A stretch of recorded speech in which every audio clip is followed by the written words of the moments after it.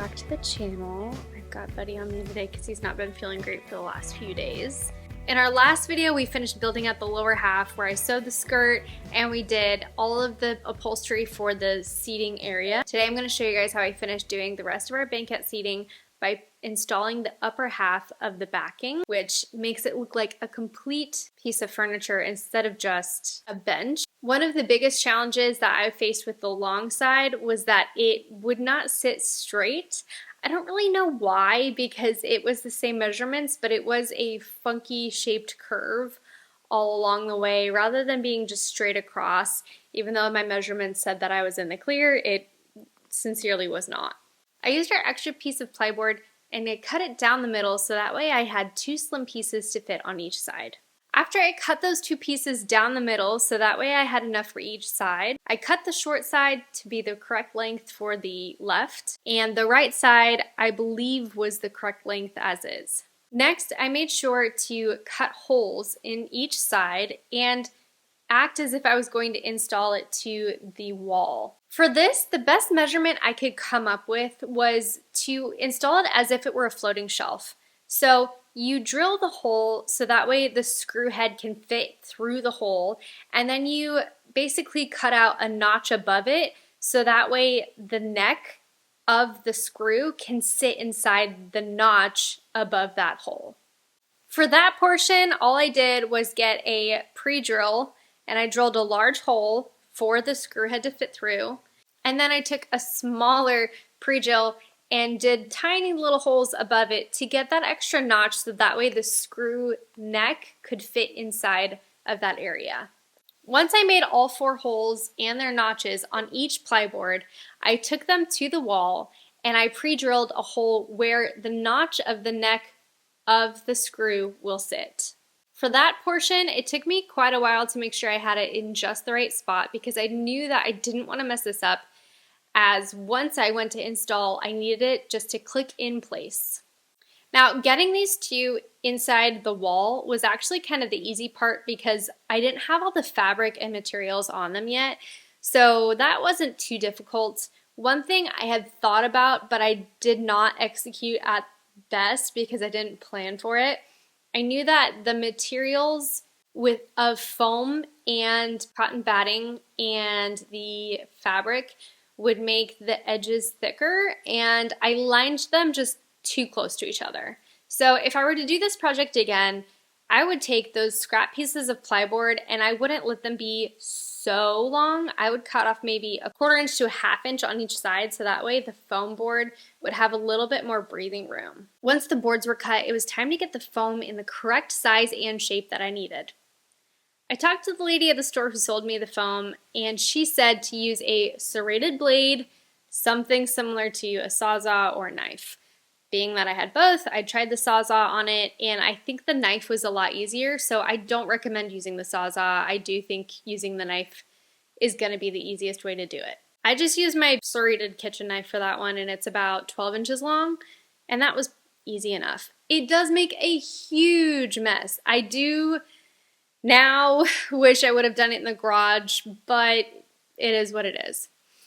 And I will say it's not impossible to get your foam to be exactly even, but it definitely is challenging, and I was okay living with the fact that my foam was just going to be a little bit messy. It doesn't bother me a ton. Once I had the strips cut long enough, I had to cut 2 45-degree angles so that way I got a clean 90 degrees for the corner of the couch, corner of the banquette, if you will. Those were a little difficult, but basically just had to keep finessing, and I kept making good cuts with the serrated knife just to make sure that it would look correct, and I continued to dry fit those 45-degree angles with each other, and I would put it in place in the banquette just to see if it was the correct size.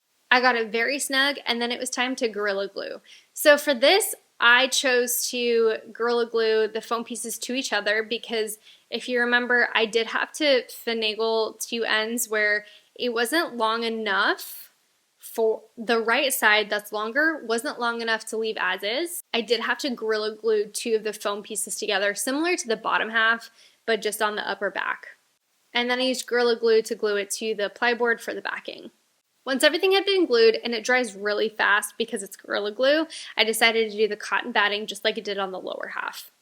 For the cotton batting, I just installed it with staples using a staple gun. Okay, the tricky part that I almost messed up on, but was able to save it, was I forgot about the fact that my foam was thicker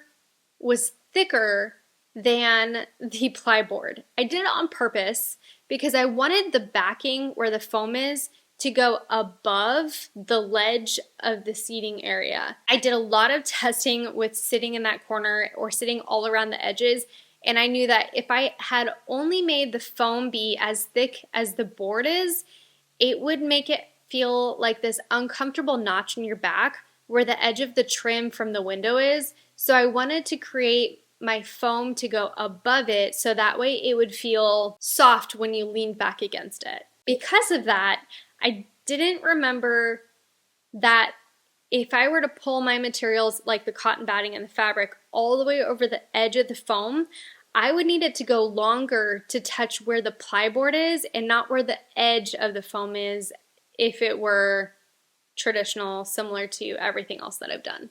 I cut it down to the wire when it comes to I used every little inch, little centimeter that I had to get those pieces to fit just right on the back of that foam board, or the foam to fit on the board with the material.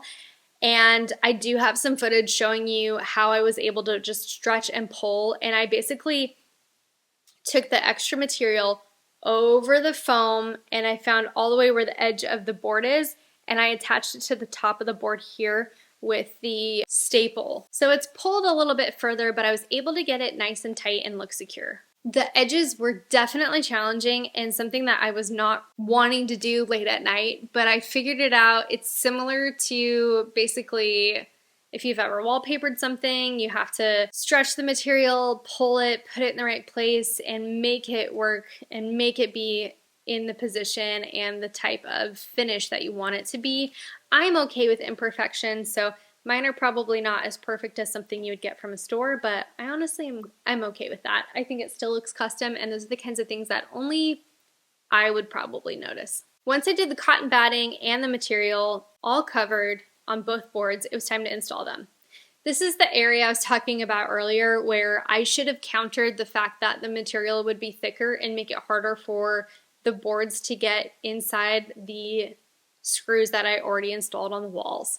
It was challenging, and ultimately I had to re-drill the holes inside the board on the left side of the nook, which is the shorter side. I installed the longer side first, and when I went to install the left side that's shorter, it could not fit inside where I had previously screwed the holes in the wall because the board just couldn't push any further against the foam.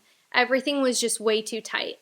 Because of that, I just took the boards back into the garage. I re-drilled the holes about an inch. It was about an inch further in the opposite direction, and the screws fit. Because I was moving the screws back and forth so much trying to get them installed, it made it really loose against the wall where the screws were supposed to be secure. So I did end up getting my metal anchors, and I put those inside of the holes on the wall, and I moved the holes inside of the plyboard instead of the holes on the wall. It's a much easier way to work with a project than trying to put 100 holes in a wall. Once I got the anchors in the wall, I put the screws back inside the anchors and re-drilled the plyboard holes. Everything fit inside and assembled really well. I love how this project turned out so much. It is literally a vision come to life, but even better. I had no idea what I was going to do for the lower half. We talked so much about trying to figure out how to do doors or drawers so that way it looked like a custom piece of furniture that was built. I had seen a lot of those online, and I thought really hard about if that was something I wanted to do. I did end up seeing a picture of a custom built banquette from a designer, and they used a skirt on the bottom, and it was just a light bulb moment, like you should use your lower half as a skirt. And I swear that just made the whole project come together and look so good. Part of me does want to know if maybe I should bring that skirt all the way around to the edge. If I were to do that, it would make the bench not long enough where the foam is. So I'm still not sure how I want to finish off the sides of it, but if I never did anything else to it, I think it looks really good, and I'm genuinely just so happy with this entire project. But if you're wondering how long it took me to do this, I actually completed this project in an entire week. We received the pieces on a Wednesday night, and I had it all finished by the following Tuesday. My hands definitely hurt from all the hard work of wanting to get this done in time, but I'm super proud of everything that I did to get this piece to look right for our home. Some other things I've touched on for this project that I haven't done yet are looking at new curtains. We had the holiday last week, and so I'm honestly still catching up and trying to make sure I've got everything good to go in every other area of my life. So the curtains are kind of on the back burner. One of the reasons why I haven't rushed that is because I checked my Amazon order and I can return them sometime in January if I change my mind. So I feel like I've got a little bit of breathing room to look for different curtains. Or I could just change them up throughout different seasons for fun, which honestly, that idea I really love. Especially because I use tension rods for these curtains, I could pretty much get any size I want and play around with the different heights of where they're sitting in the corner. I love that we changed out this pendant light. I think it looks so warm and chic in this corner. I think it was a great touch for this project. And we are still on the hunt for a new dining table. We were very, very, very close to buying a new dining table for this project. Ultimately, it was too far away for too much money because we would have had to rent a truck to get it. And I'm okay with passing on that, but we are still looking for the right piece and the right size and the right shape. I got some questions in our last video about different ways we could utilize the table that we have now, but there's about 3 problems that I'm running into that make me think it's worth it just finding another table. The first problem is that we need it to be a pedestal so that way you can get inside and outside of the dining area more easily. It'll just create a smoother path for getting in and out.